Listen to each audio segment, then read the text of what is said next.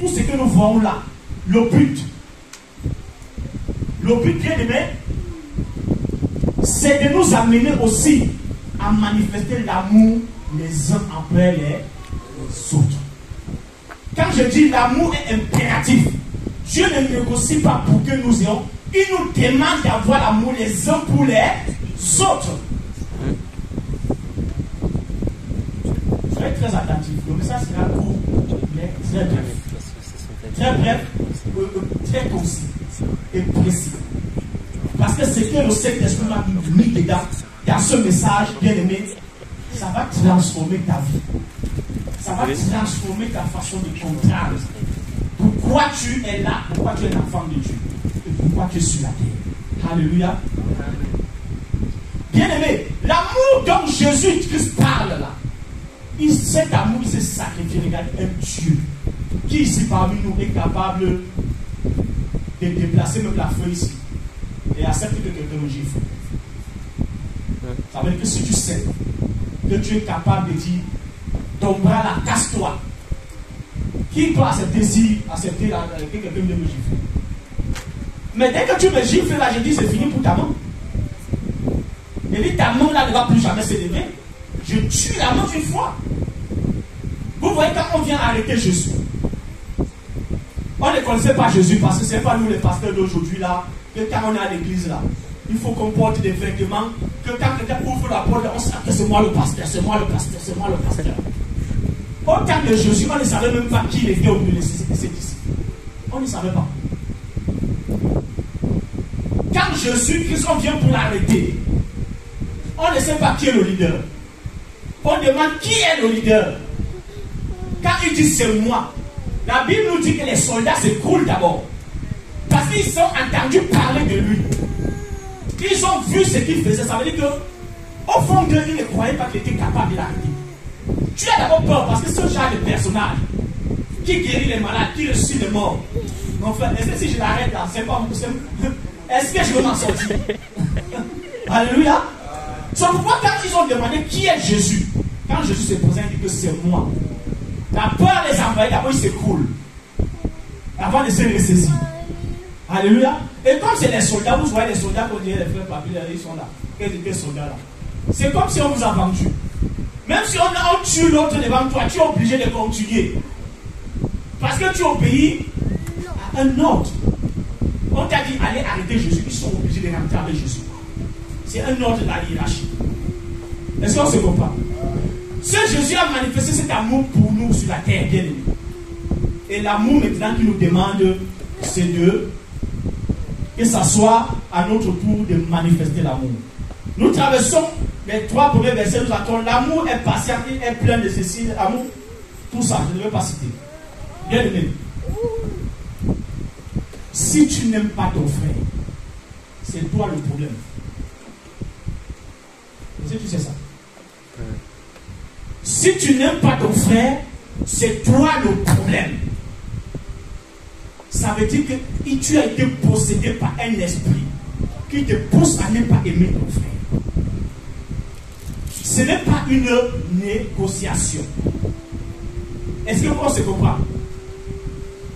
Regardez, quand tu as un problème avec ton frère, qu'est-ce qui se passe? Qu'est-ce qui se passe souvent? Quand tu es assis et que tu vois ton frère, qu'est-ce qui se passe? C'est comme s'il y a une voix qui vient te dire, tu fais quoi à côté il est? Il n'y a pas une voix qui vient te parler. Et les mamans, parce que c'est que c'est votre travail. Il n'y a pas, quand tu n'aimes pas une soeur, n'est-ce pas, ça commence à parler, il fait quoi? Elle fait quoi ici? Ça va comme ça dans votre tête, non? C'est un esprit. L'esprit là, il a un but. De te parer la voix sur ce que tu attends de toi. C'est ça son rôle. Donc si l'homme est libéré, si l'esprit de l'homme est libéré, il va forcément aimer son frère. Il va manifester l'amour. Mais puisque le diable, c'est que ce que Dieu veut, c'est que Jésus-Christ a fait sur la croix, c'est l'extrême amour. Et il demande à ce que nous les hommes, nous puissions nous aimer de la même manière. Mais maintenant, lui, il se déploie pour t'empêcher d'aimer ton frère. Donc, bien aimé, quand tu n'aimes pas ton frère, commence à prier pour toi. Est-ce qu'on se comprend là? Si tu sens que tu n'aimes pas ton frère, ça veut dire que tu es possédé. Tu dois commencer à lutter contre toi. Regardez, Dieu n'a pas demandé, Dieu n'a pas dit, ne m'a pas dit que pour t'aimer, frère Richemont, il faut que moi, toi aussi tu m'aimes. Ce n'est pas ce que Dieu a dit. C'est à moi. Toi, tu n'es pas obligé de m'aimer, mais moi, j'ai l'obligation de t'aimer. Est-ce qu'on se comprend? Tu comprends ce que je suis en train de dire là? Toi, même si toi, tu ne m'aimes pas, ce n'est pas mon problème. Moi, je suis obligé de t'aimer. C'est une obligation. Et toi aussi, tu vas te dire la même chose. Si le frère François ne m'aime pas, ce n'est pas mon problème. Moi, je fais ce que Dieu me demande, c'est de l'aimer. Est-ce qu'on se comprend?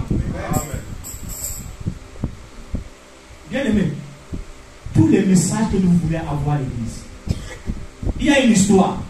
Je ne sais pas si c'est vrai qui a été raconté.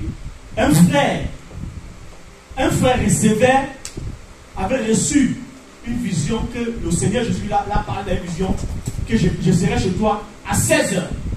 Je donne une heure. Le frère a préparé la maison, que le Seigneur va venir. Il a préparé la maison, que le Seigneur va venir. Et à 16h, le Seigneur est venu. Mais il est calé à la porte. Il a été bloqué. Et le Seigneur est reparti. La vision est revenue par la suite, quelques temps après. Il dit, Seigneur, tu m'avais promis d'être la sœur jusqu'à ta vie, tu n'étais pas venu. Le Seigneur dit, j'étais la sœur. Mais je n'ai pas pu entrer chez toi parce que devant ta porte, il y a une montagne de manque de pardon. Je ne peux pas passer. Donc le manque de pardon a érigé une montagne devant ta porte. Bien aimé, tout ce que Dieu nous parle, c'est sur le principe spirituel. Quand on dit déplacer les montagnes, ce n'est pas les montagnes, parce que les gens croient que quand on dit déplacer les montagnes, vous déplacez les montagnes. Ce n'est pas que tu vas aller déplacer le mont, si c'est l'Himalaya. Au nom de Jésus, déplace-toi. Ce n'est pas de ça que ça arrive. C'est de déplacer les montagnes spirituelles, par exemple, comme les montagnes qui t'empêchent de vivre l'amour. Ce sont des montagnes. Bien aimé, tout ce que nous recevons dans les enseignements, si nous ne comprenons pas que tout ce qui est rassemblé ici, le but c'est que je dois aimer mon frère comme moi-même. Ça veut dire qu'on ne fait rien du tout. Est-ce qu'on se comprend? Le but de tout ce qui est les enseignements, de tout ce qui est écrit ici, c'est manifestons l'amour les uns envers les autres. Bien aimé, c'est un combat perpétuel. Tu dois mener ce combat dans ta vie au quotidien. Alléluia. Amen. Tu dois mener ce combat dans ta vie. Ne cherche pas à savoir si l'autre mène le combat. Ne cherche pas à savoir. Mais toi, mène ton combat parce que quand Dieu viendra, il ne va pas te demander, il va pas demander, frère François, est-ce que pourquoi tu ne mets pas frère Richemont? Tu vas commencer, non, frère Richemont m'avait fait quelque chose. Dieu s'en fout de ça. Dieu s'en fout de ça. Parce que si Dieu voulait regarder le mal, c'est le mal que nous faisons à Dieu. Si Dieu voulait regarder ça, bien aimé, c'est qu'aucun homme n'a les faveurs de Dieu. Amen. La Bible dit que nous, quand tu pêches, tu crucifies Dieu pour la seconde fois. Pour toi qui connais le Christ. Donc nous faisons tellement du mal à Dieu. Au Christ, ça veut dire que le Christ s'est sacrifié, nous faisons tellement du mal. Mais chaque jour nous demandons les pardons et les grâces de Dieu, mais il est toujours là. Il veille sur nous. Quel qu'en soit le mal que tu as fait sur cette terre, quand tu demandes pardon au Seigneur, le Seigneur t'accueille à bras ouverts. Alléluia. Amen. Mais pourquoi nous croyons que tu vas justifier, que tu peux justifier le refus d'aimer ton frère par un comportement ou par un autre? Tu n'as aucune raison valable sur cette terre. Est-ce qu'on se comprend? Il n'y a aucune raison valable. Si quelqu'un veut te voler, écoutez, tu peux aimer quelqu'un sans que ça soit ton ami, hein, parce qu'il ne faut pas croire que j'ai dit que tout le monde doit être ton ami. Tu peux aimer quelqu'un sans que ça soit ton ami. J'aime ce frère en tant qu'un frère, mais ce n'est pas mon ami. Alléluia. Ça c'est qu'on parle de l'amitié, c'est une autre dimension. Nous sommes obligés de nous aimer les bien aimés. Même si quelqu'un t'a volé, Même si quelqu'un t'a volé, écoutez bien, nous les maris là, que même si tu n'es pas marié, que tu es derrière un homme adulte, si ta femme à la maison, quand sort, quand elle est fâchée, elle met le feu sur ta voiture, tu sais pas ce qu'elle dit. Parce qu'elle a mis le feu sur ta voiture. Quand tu vas sortir, la voiture sera en train de cramer, tu vas bavarder, quand tu vas finir de bavarder, tu vas boire l'eau. Elle sera là, elle t'attend. Tu ne vas rien faire. Est-ce qu'on se comprend? Parce que l'amour que tu as pour elle dépasse la voiture. Est-ce qu'on se comprend? L'amour que tu as pour elle est au-dessus de la voiture. Et ça ne s'explique pas.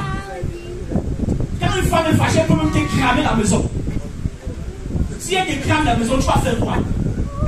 Tu as entendu un jour qu'une femme a cramé, la maison, l'homme a chassé la femme parce qu'elle a cramé la maison.